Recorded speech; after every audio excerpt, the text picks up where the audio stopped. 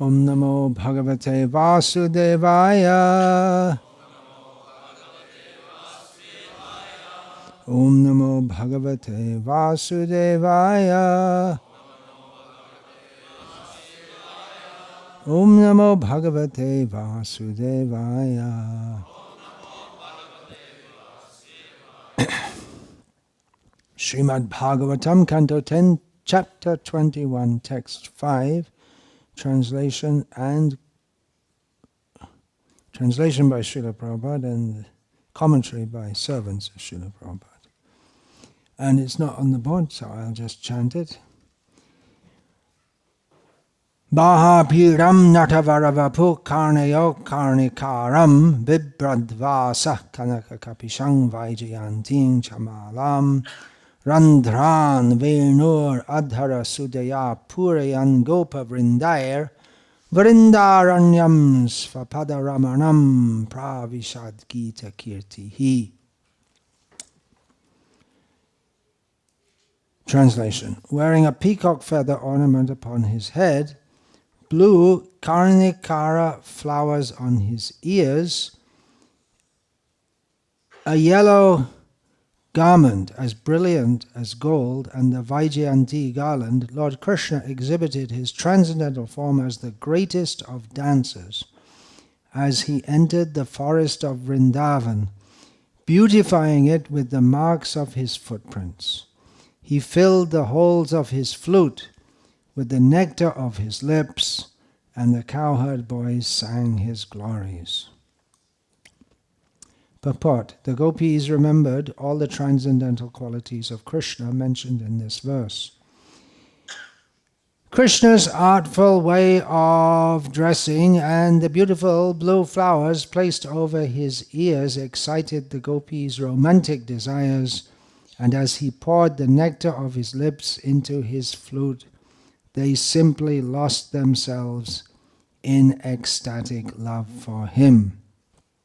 Om Jnana Timirandhasya Jnananjana Shalakaya Chakshurunmilitam Yena Tasmai Shri Gurave Namaha Nama Shreshtam Anum Api Shakti Putram Atra Swarupam Rupam Tasyagrajamurupurim Maturim Goshtavartim Radha Kundam Girivaramaho Radhika Madhavasham Prapto Yasya Pratita Kripaya Shri Gurum Tam Natosmi Vandeham Shri Guru Shri Ataf Padakamalam Shri Gurun Vaishnavangscha Shri Rupam Sargajatam Sahagana Raghunatan Vitam Tam Sajivam Sadvaitam Savadhutam Parajana Sahitam Krishna Chaitanya Devam Shri Radha Krishna Padan Sahagana Lalita Shri Vishakhan Vitamscha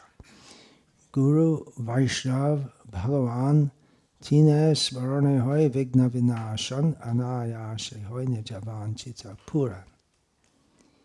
Hare Krishna, Hare Krishna, Krishna Krishna, Hare Hare, Hare Rama, Rama Rama, Hare Hare.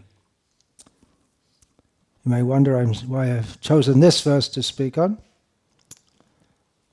I repeat the translation again. Wearing a peacock feather ornament upon his head, blue karnikara flowers on his ears, a yellow garment as brilliant as gold, and the Vaijayanti garland, Lord Krishna exhibited his transcendental form as the greatest of dancers as he entered the forest of Vrindavan, beautifying it with the marks of his footprints. He filled the holes of his flute with the nectar of his lips, and the cowherd boys sang his glories.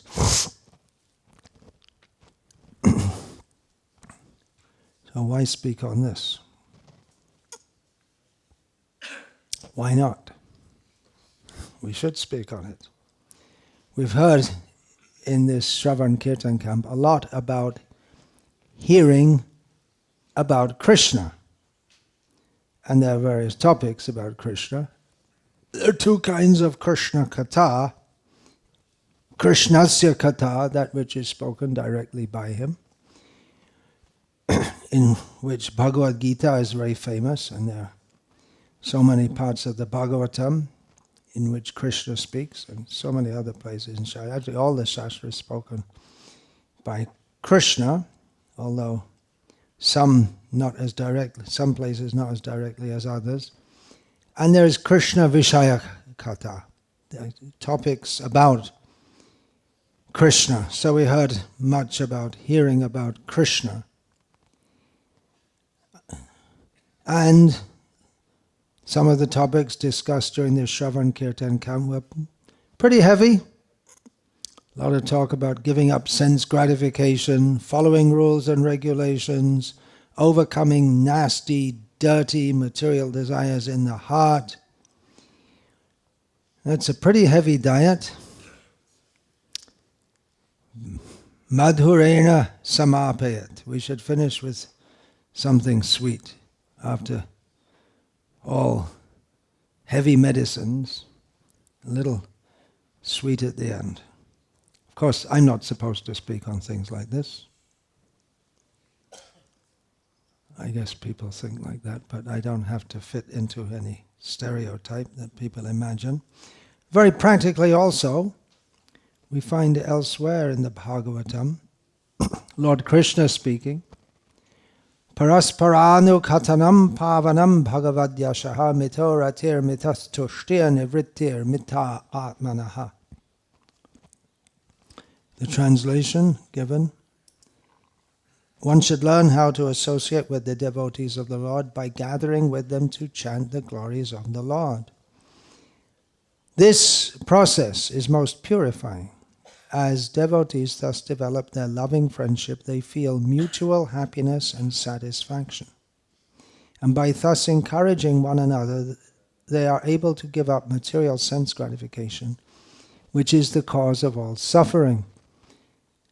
There was discussion about very nasty material desires. How can we overcome them? How can we overcome very nasty habits? Well, this is the solution. Devotees should discuss about the glories of the Lord. Of course, that begins with Srila Vishwanath Chakravarti Thakur points out. We'll find in a second canto purport of Srila Prabhupada that we should hear all the activities of Krishna, not just the 10th canto activities, beginning with his pastimes of creating the material world. But this process, we should come together to glorify the Lord. It's a very purifying process. And by doing that, devotees among themselves develop loving friendship.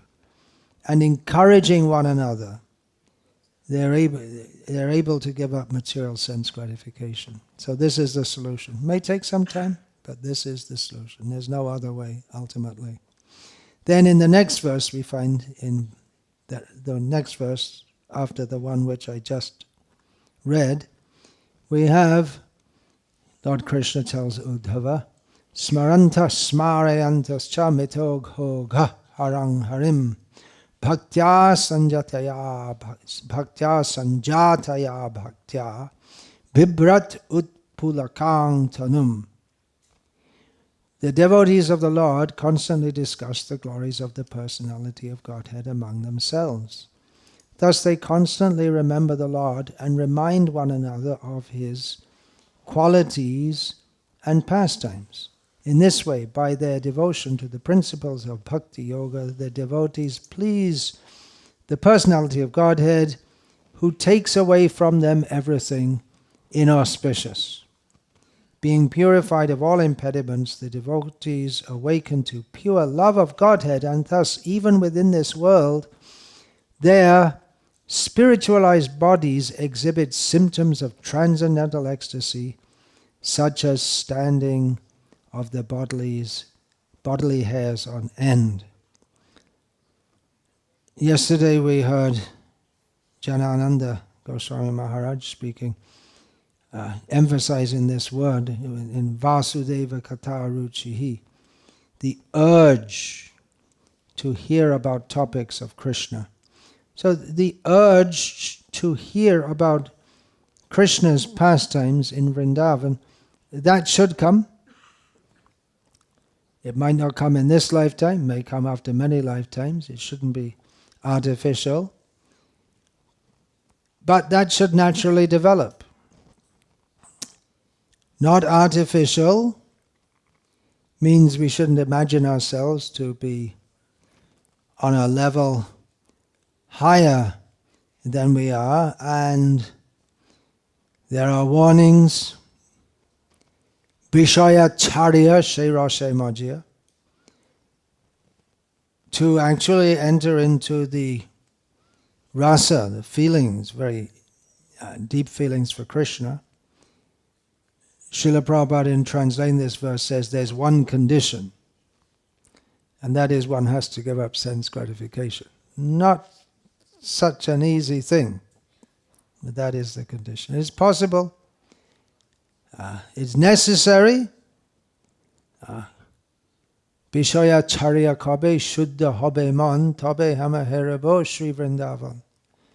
To be able to see Vrindavan, actually see Vrindavan, the mind has to become purified. One has to give up sense gratification. But that is possible. It may seem impossible, but it is possible. How is that possible? Nitya karuna habe braje Radha Krishna pabe. By the mercy of Nityananda, we can attain Radha Krishna in Vrindavan. But there's another phase of Nityananda Prabhu's mercy. Before that, which Narottam Das repeatedly states in his songs, that Nitya Ar kabe nitai chande karuna hoibe shangshara bashanamo kabe tucha hobe. Repeatedly in his songs, Narottam Das says that if we get the mercy of Nityananda Prabhu, then we can give up desires for sense gratification. And then the deep-rooted desires, samsara vasana, the deep-rooted desires for enjoyment in this material world, will become as if tucha, just insignificant. Narottam Das says. So it is possible. There's a process. We have to hear and chant about Krishna and the association of devotees, which goes back to the first talk I gave in this camp, Satang Prasangan Mama Virya Sangvidaha.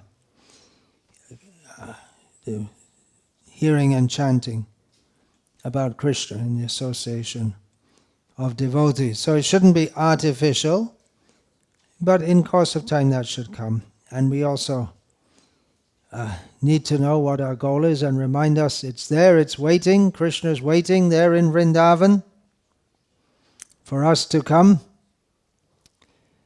We find in Bhagavad-gita that Krishna was so pleased when Gopakumar finally made his way all the way up to Vrindavan, and Krishna very happily embraced him. Now, Krishna is very happy in Vrindavan. He doesn't need us, but he would like us also to come. And therefore he comes as Chaitanya Mahaprabhu and illumines these topics. Chaitanya Mahaprabhu is Radha Krishna, Shri Krishna Chaitanya, Radha Krishna Narayana. And everything, all of his Leela is based on what ultimately comes to this platform of him relishing the pastimes of Radha and Krishna. That was there in the Bhagavatam. Bhagavatam was well known, even in Indian spiritual circles. It was well known, even before Chaitanya Mahaprabhu. But Chaitanya Mahaprabhu provided the key to enter into the deepest mysteries of Srimad Bhagavatam. So this verse which we read, Baha Pirang Natavaravappu, and so on, that is a very favorite verse of the Vaishnavas, whose sampradayas are based around Vrindavan Leela, and who give great importance to Vrindavan. That means not only the Gauriya Vaishnavas, also Nimbarka and Vallabh Sampradaya. This verse from Bhagavatam, Krishna Bahapuram dressed with a peacock feather on his head, Natavaravapu, looks just like a dramatic actor. The way in a drama, there's what's called melodrama, overacting, or your very dramatic way of moving and talking. If it's in a drama, just nothing exciting. So Krishna's always exciting. Everything he does, very exciting, and he's dressed very magnificently. And some description is there of how he's dressed, with the peacock feather on his head and the blue flowers on his ears, his golden yellow garment, his lower garment, wearing the Vaijayanti mala, the garland of flowers going down all the way to his ankles almost. And he sounds the flute as he goes out. This is going out to the pasturing grounds. He sounds his flute, which fills the air, the sound of his flute.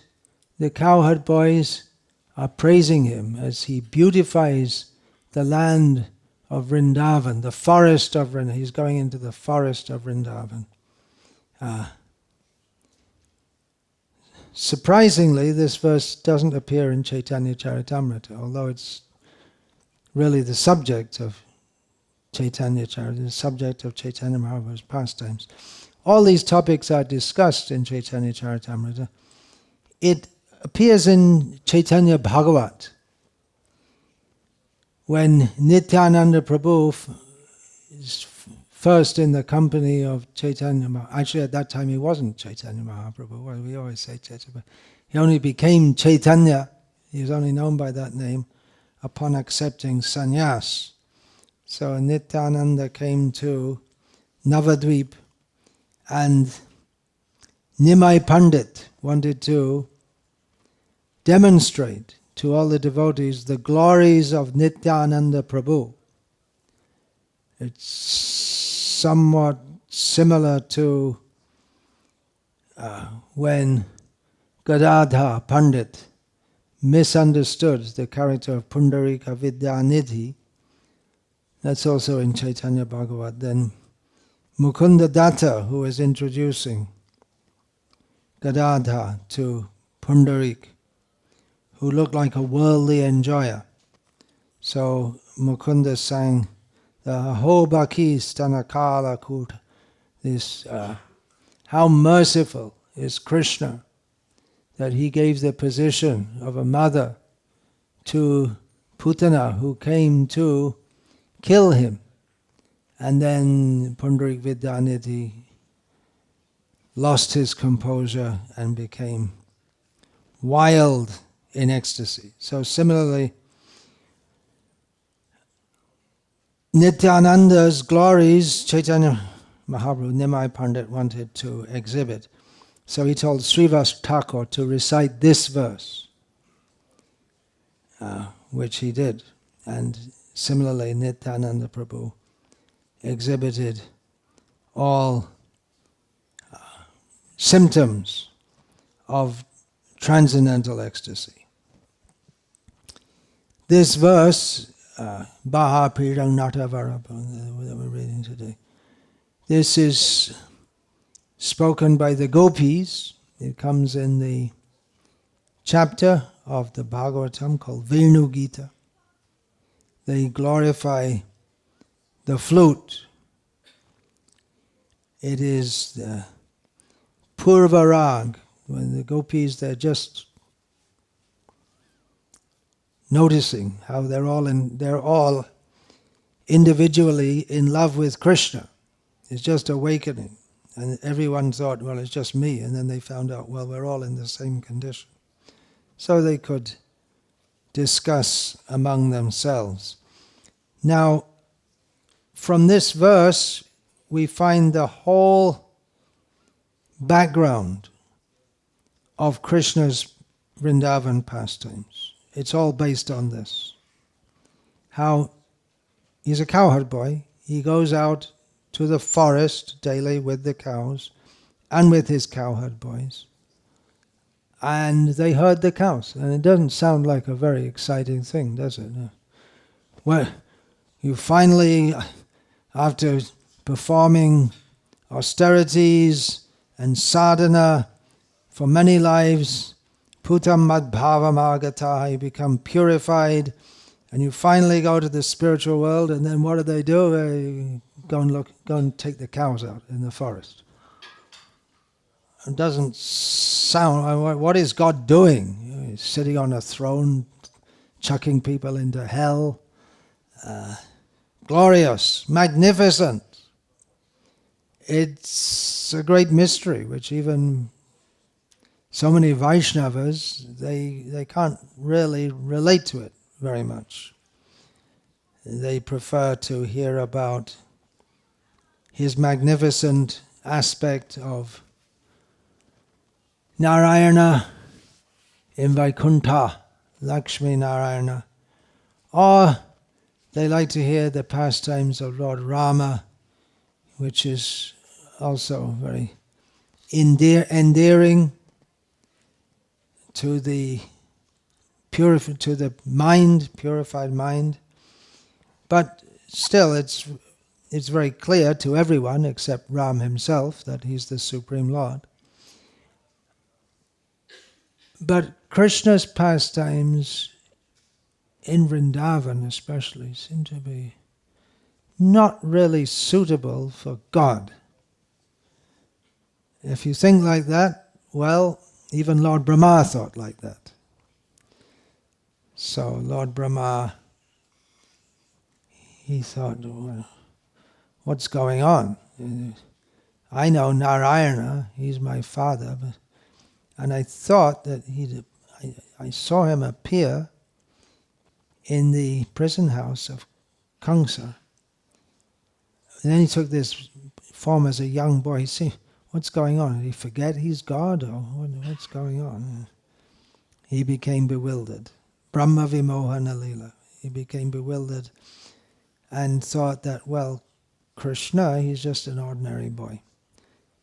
And he had the audacity to steal all the calves and the cowherd boys. And it took him exactly one moment to realize, well, maybe that wasn't such a good idea. One moment, of course, is 1 year. That's a moment of a moment. That's a nanosecond for Lord Brahma, 1 year on this planet. But he found out. Krishna doesn't seem to be God. Narayana is very much God, the Supreme Personality of God, very clearly and obviously. And he has 60 qualities which demonstrate very clearly that he is the Supreme Lord.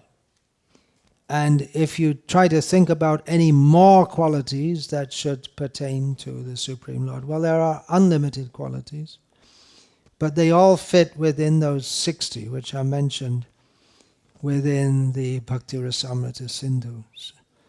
They can all be classified like that. Although there's no end to his qualities, but they can be classified within 60. So Krishna has 4 extra qualities. And what could they be?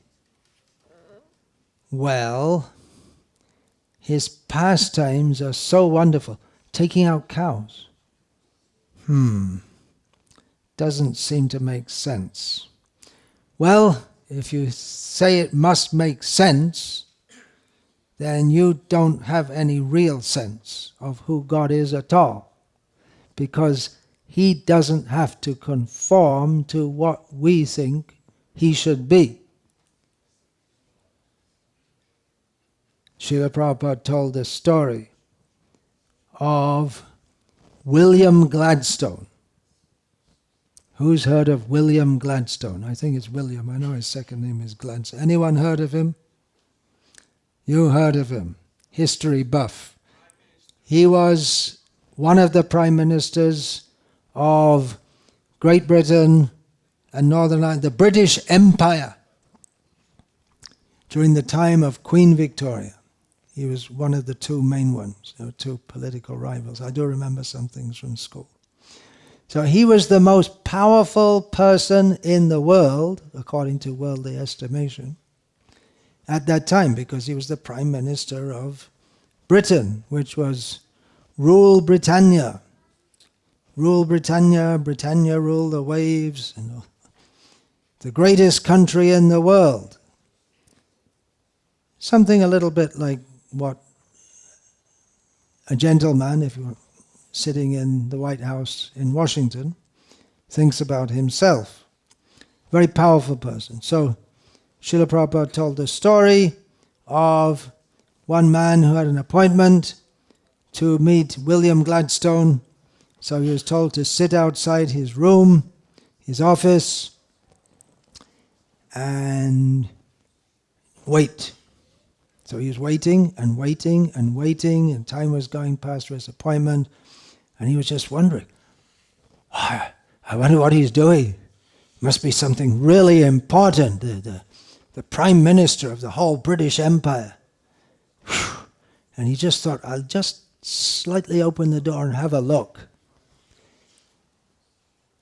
And he saw William Gladstone on his hands and knees with his grandson sitting on his back saying, "Gee up," which is what you say to a horse. So he'd become a horse, playing with his grandson, with his grandson on his back. If he goes in the House of Commons, no one can jump on his back. But in his room, privately, he's become the servant of a little boy with no temporal power whatsoever. So in the same way, Srila Prabhupada used this as an example to show that even though Krishna is the Supreme Personality of Godhead, he plays such wonderful pastimes that make him look very ordinary, and he becomes subservient to his devotees. Which devotees? Brahma, Shiva, Indra? No, to cowherd boys or cowherd girls. Insignificant people, seemingly insignificant. And they don't know they're dealing with God, and they think we're insignificant. There's that big king over there in Mathura. We heard about him, this Kamsa, this very powerful king. They heard about it. They think they're insignificant, but they don't realize that they're the most worshipable people. Worshipable even for Lord Brahma, if he could realize it. Well, he did realize it at some point. So Krishna's pastimes, they're simply wonderful. How he enjoys in this way. It may seem just very ordinary, but what is going on is the exchange of love between Krishna and his devotees. That may not be seen. They may think the most wonderful pastimes of Krishna in Vrindavan are killing the demons who superficially enter Vrindavan, but the most wonderful are his seemingly human-like pastimes. Krishna jote kela sarvotam naralila. Naralila taha sharup. Krishna's, among all the pastimes of Krishna, among all the forms of Krishna, those in the human form, they are the best, and that is his very original form. Krishna's tu Bhagavan Swayam. Krishna is the original form of Godhead, and he is the supreme enjoyer. And he enjoys as he likes. He enjoys wonderful pastimes. Then his So this is one characteristic which is even more than that of Narayana. Narayana, he oversees the material and spiritual worlds. He takes many wonderful forms, Matsya, Kurma,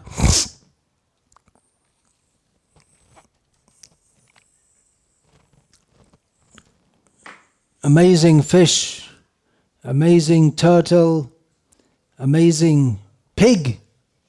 That's unexpected. Amazing man-lion, that's really unexpected. No such thing. Well, why not? If he wants, he can take any form he likes. And then he comes as Vamana. Okay, that's something normal, until he steps over the whole universe with 2 steps.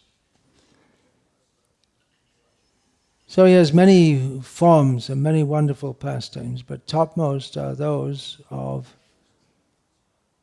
Krishna, particularly in Vrindavan, and particularly the second quality, his activities of love with the Gopis, or with the queens also.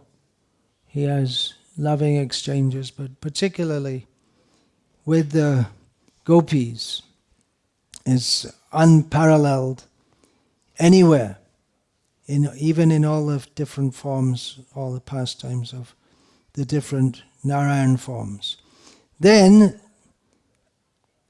the sound of his flute is something.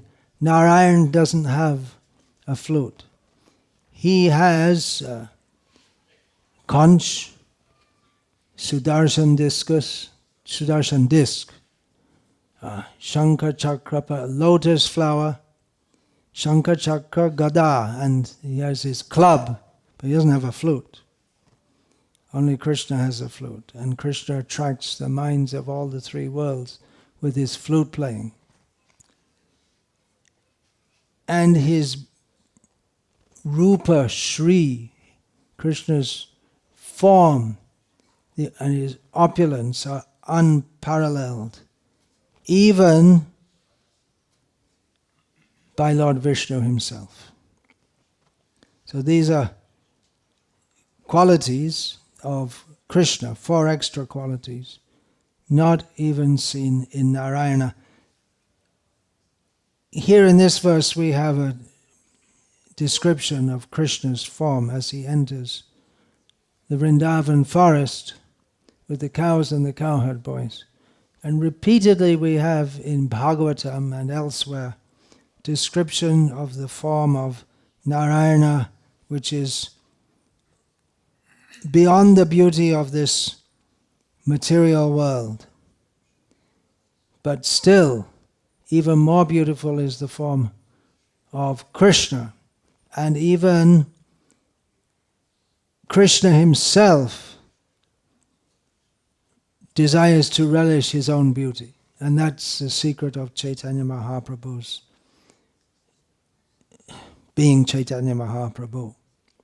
He prefers to be a cowherd boy.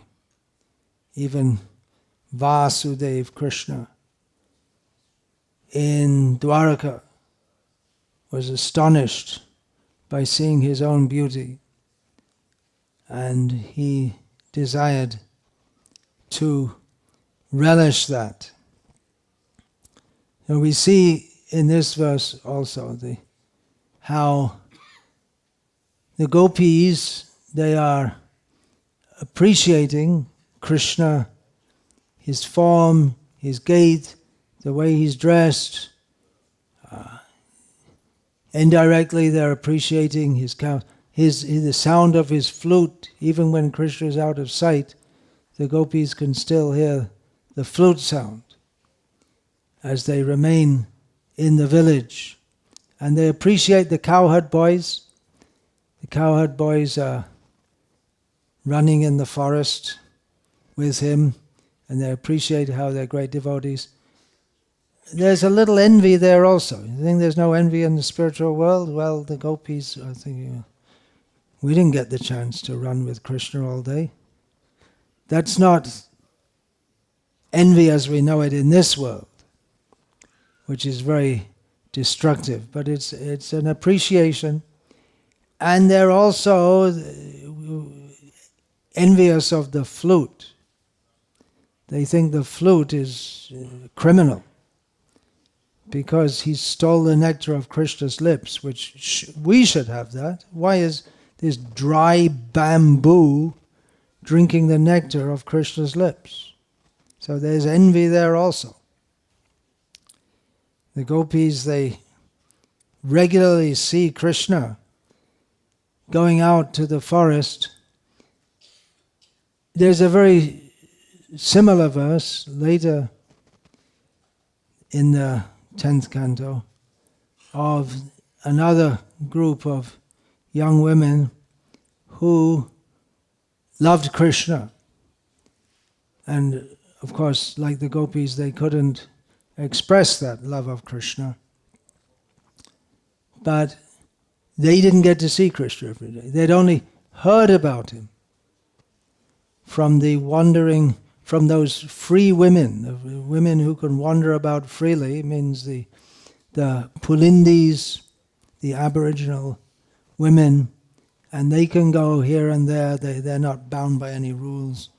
So they'd also seen Krishna, and they were also fully entranced by Krishna. And they would tell the wives of the Brahmanas who lived near the edge of Rajamandal about Krishna, and just by hearing about him, the wives of the Brahmanas, they became fully entranced by Krishna and desiring to see him, but there was no possibility of them seeing him until one day Krishna wandered with the cows. Because when you wander with the cows, you just go here and there. There's no particular route. There's a huge forest. You can go wherever you like. You just have to make sure you don't get lost. You can go wherever you like. So one time Krishna was wandering on the edge of the forest and came to near the village of the Brahmanas, who at that time were performing sacrifices. You all know the story very well, how Krishna sent the cowherd boys to beg food from the Brahmanas, who refused it, and then he sent them. Now you ask the why. He knew they would refuse it. And then he sent the cowherd boys to beg from the wives of the Brahmanas. And when they heard that Krishna is just close by, they personally wanted to bring it, which was wrong for wives of Brahmanas, especially when they're supposed to be attending to the Brahmanas when they're performing the sacrifices. But they got the opportunity, and they just for the first time, is actually they didn't again see in that lifetime, they saw Krishna. And this is the description that Shukadev Goswami gives. It's a very similar description. Just as they'd heard about him being described by the Pulindis, Shamang Hiranya Pariding Vanamalya Barha. See that Barha, the peacock feather again. Shamang Hiranya Pariding Vanamalya Barha Dhatu Pravala Natavesham. Again, Natavesham, dressed like a dancer. Natavesham Anuvratang. Say, Vinyasta hastamitarena dunana mabjam karnot palala kakapola makabjahasam. His complexion was dark blue and his garment golden. Wearing a peacock feather, colored minerals, that's just from the earth, you just take it, use it as a decoration, sprigs of flower buds, and a garland of forest flowers and leaves, he was dressed just like a dramatic dancer. He rested one hand upon the shoulder of a friend, and with the other twirled a lotus. Lilies graced his ears, his hair hung down over his cheeks, and his lotus-like face was smiling. And there's one very similar verse, which you're all very familiar with, because we recite it every day, describing Krishna, the form of Krishna in Vrindavan. Who can say, what is that? Venang kvanantam aravinda dalaya taksham barhavatang samasitam buddha sundarangam kandarpa koti kamaniya vishesha shobham govindamadi purusham tamaham bhajami. So Venang kvananta, there's his flute at his mouth. And his eyes are like the blooming petals of a lotus. And then again, Barhava Tangsa, the decoration on his head of peacock feathers. And his very beautiful language, Asitam Buddha Sundarangam. His whole transcendental form is beautiful and just the color of a dark rain cloud. Vishesha Shobham, extraordinarily beautiful. How beautiful? Kandarpa Koti Kamaniya, more attractive than many, many millions of Kama Devas, the Cupids. And that Govindam, Brahma says, that original person, I worship him. And this is the beauty of Krishna. He kindly appears in the deity form, so devotees can dress him, decorate him. If we're going to worship deities, we should do so most properly. We should dress him in such a way that Mother Yashoda will be satisfied. Yes, this is my boy. He's going on. No, not in a way that she'll be dissatisfied. So that's a great art, how to dress Krishna, how to serve him. We have to serve him just like a king. That's described in Caitanya-caritamrta, Govinda in Vrindavan. Raja Seva, serve just like a king. And we have no idea in the present age what it means to serve a king. Because, for instance, if the king is to be cool in the summer, what do? Just press a switch. And automatically everything. So you don't even have to. It's automatically temperature regulated, air conditioning. But you were saying about the castles. They had castles, and they'd have 300 servants just to bring the wood and chop the wood and keep the place warm. And even for the king to take bath in the morning, so many herbs would have to be collected, and then they have to be soaked in water overnight, and then heated just to the right temperature. There's a whole team just for the king to take his bath. And then Brahmins will be reciting prayers. Someone else will bring the towel for drying him. And there's hundreds of servants just for one king. So deities have to be served very nicely. And we have to see that the service will go on. Even there should be provision, even when we're not present, we will pass away from the world. Generally, that would be passed down from generation to generation. So that should be done very well, first class. And we also have windows to the spiritual world, paintings. Srila Prabhupada commissioned of Radha Krishna in Vrindavan. He also commissioned paintings of Mahavishnu with the universes emanating, and Narasimha avatar.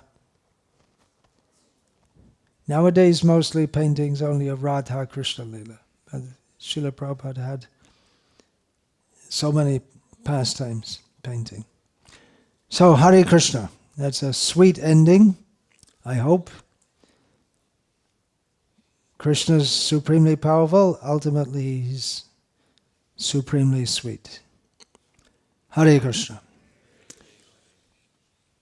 Shall we chant together? We don't have it written on, but we can chant together. The Venang Kvanantamaravinda Dalaya Taksham Barhavatang Samasitam Buddha Sundarangam Kandarpa Kotika Maniya Vishesha Shobham Govindamadi Purusham Tamaham Bhajami.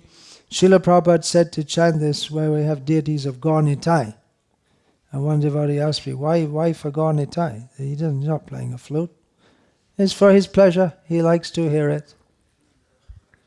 And the next verse that we sing is also applicable directly to Chaitanya Mahaprabhu. Angani yasya sakalendriya vritti manti. All his senses can perform the actions of all the other senses.